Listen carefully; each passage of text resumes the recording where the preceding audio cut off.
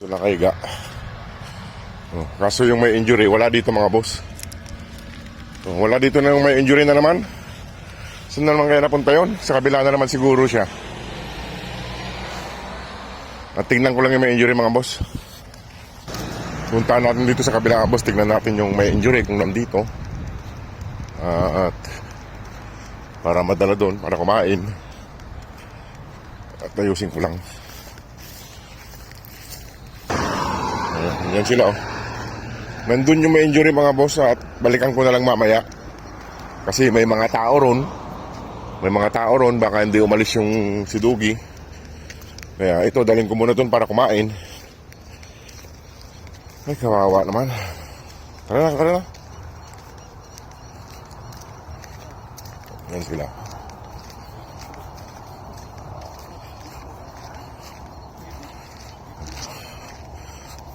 Gusto lagi mga pag-isa ng may injury mga boss. At dalhin na lang natin mamaya-maya. At lagay ko lang dito.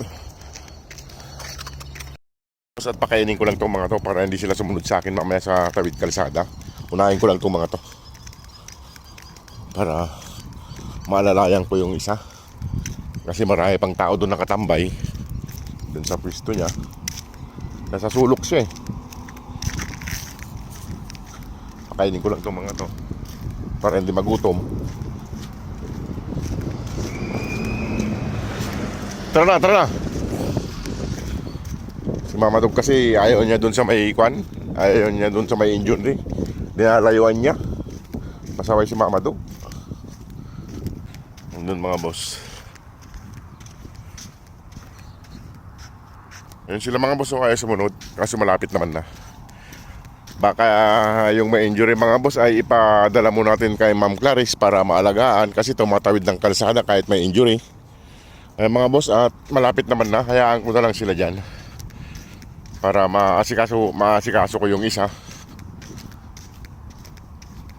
Paalisin muna natin yung mga tao doon nakatambay para madala natin dito. Naayos naman na yung pagkain nila dito. Ayan.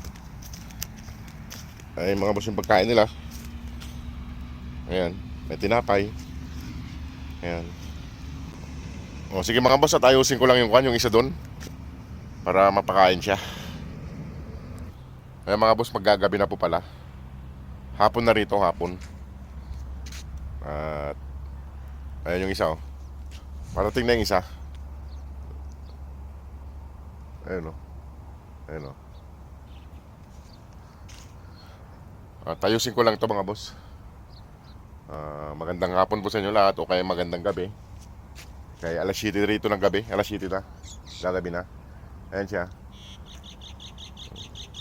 Dito. Ano rito? Psst. Itong lalaki na to. O sige mga boss, at ayusin ko lang yung isa. Salamat po sa inyo lahat. God bless po.